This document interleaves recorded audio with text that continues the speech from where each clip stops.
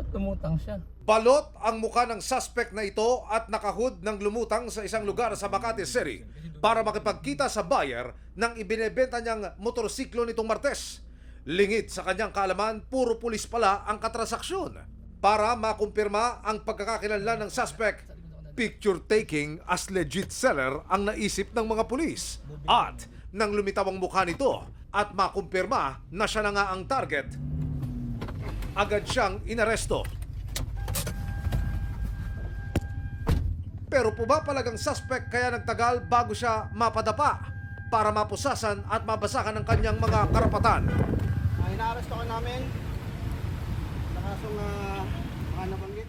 Ayon sa PNP Highway Patrol Group, sangkot sa pagbebenta ng mga motorsiklong kanyang tinatangay ang suspect. Kapag nakuha na yung kanilang mga motor ay ibinebenta na sa ibang tao, pinepeke na yung mga dokumento ng motorsiklo.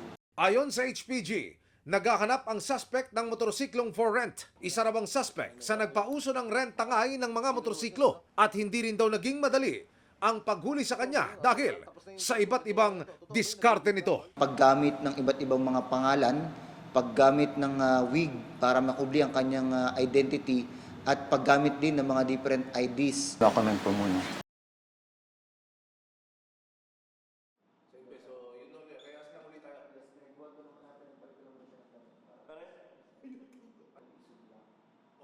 Ako na bahala sa Zoom link, ako na bahala mabilisan lang.